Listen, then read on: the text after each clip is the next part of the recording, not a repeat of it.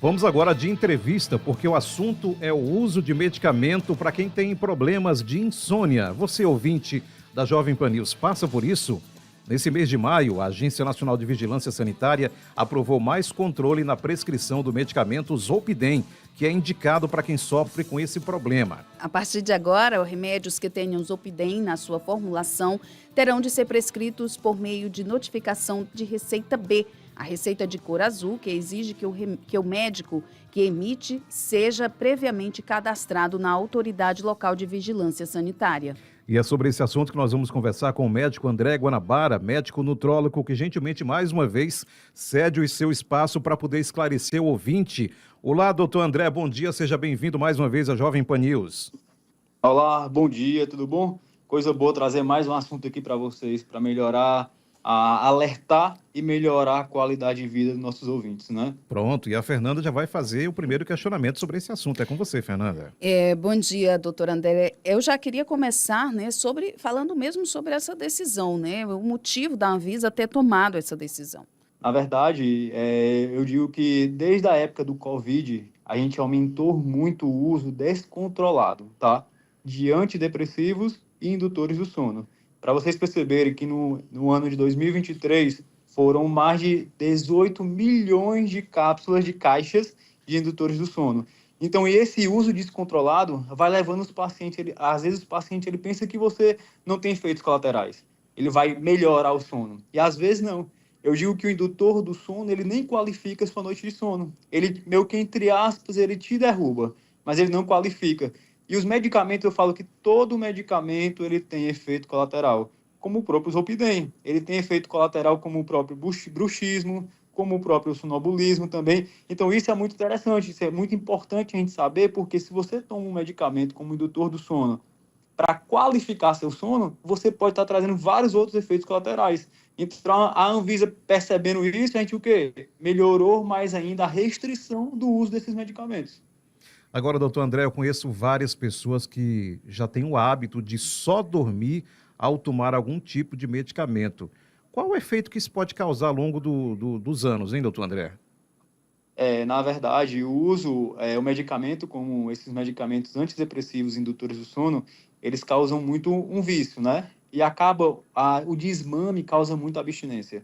Esse vício pode causar desde efeitos colaterais, como o esquecimento, o desequilíbrio da concentração, a baixa libido do paciente. Então, efeitos colaterais a longo prazo, como o sonambulismo, suicídios, bruxismo. Então, nós temos vários efeitos colaterais desse uso de indutores do sono e antidepressivos a longo prazo.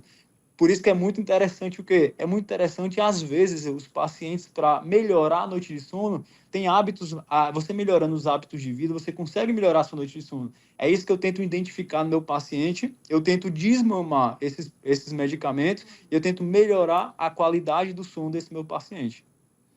E existe alternativas para quem está passando por esse tipo de problema que não seja o uso do medicamento? Que o senhor detalhasse mais, porque a gente sabe, por exemplo, que em alguns casos o medicamento ele é indicado, né? Mas em outros, né, quando há essa possibilidade, em que momento a gente pode ter essas alternativas? O senhor falava da melhoria da qualidade de vida, mas vamos detalhar um pouco mais. Eu digo que sempre o medicamento é indicado, principalmente na crise. A gente não pode deixar nosso paciente como numa depressão ou na ausência do sono sem medicamento. Mas a gente é interessante a gente ir atrás da causa daquela crise daquele paciente. Se aquele meu paciente ele não tem um sono tão bom, por que ele não tem um sono tão bom? E a gente vai mudar o estilo de vida daquele meu paciente. Eu vou trazer para o meu paciente que vem geralmente aqui no consultório. O paciente que ele tem uma obesidade, um exemplo. Hoje a obesidade é das doenças que mais crescem no mundo todo. O paciente que tem obesidade é um paciente que tem um sono ruim.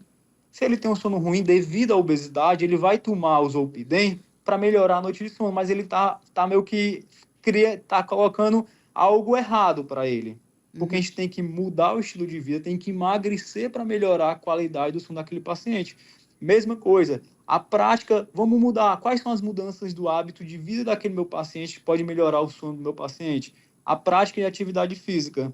Nós temos alguns pontos essenciais, que é o quê? Quando você realizar a higienização do sono do paciente, A higienização do sono ela serve principalmente para qualificar aquele sono. Quais são os 4 pilares essenciais básicos para melhorar o sono? O primeiro é você dormir num ambiente escuro.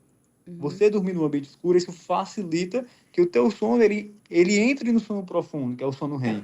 Segundo ponto é você não praticar atividade física de 2 a 3 horas antes de dormir. Terceiro ponto é você ter uma boa alimentação na hora do jantar. E o quarto ponto essencial é o quê? É você não beber bebidas energéticas antes de dormir também. Então, esse é o básico. Se a gente começar a praticar isso, a gente começa a melhorar a nossa noite de sono. Mas a prática, a atividade física, ela vai melhorar o sono. Então, tudo isso vai fazer com que nós tenhamos um sono muito melhor e evite o uso do Zolpidem. Agora, doutor André, ainda falando sobre alternativas, existem algumas indicações que não seja a medicação, no caso, para quem tem esse problema de insônia? Por exemplo, existem chás que são indicados para poder ter uma noite mais aliviada, no caso, para quem tem esse problema de insônia? Demais, existem muitos chás, como os fitoterápicos também, tá? Hoje eu gosto muito de direcionar para o paciente o quê? Fitoterápicos como o triptofano, tá? O 5-HTP, que ele vai estimular a produção de serotonina, que o paciente fica mais tranquilo, vai melhorar mais. Nós temos também um fitoterápico chamado de magnésio de malato, que também ele vai relaxar o paciente na noite de sono. Nós temos a própria hormônio liberado pela glândula pineal de um jeito natural no nosso cérebro, que é o quê? A própria melatonina, que também vai qualificar a noite de sono. Nós temos hoje o valerian, que é algo natural também. Nós temos chá de maracujá, que vai melhorar também o paciente. Então, nós temos outras alternativas também, que não sejam o Zolpidem. Mas, claro, aquele ponto, a gente tem que avaliar o paciente primeiramente. Porque se o paciente ele estiver em crise, ele está necessitando de usar, você usa, mas é muito importante depois fazer o desmame. Que o que traz os efeitos colaterais é o uso crônico desse medicamento.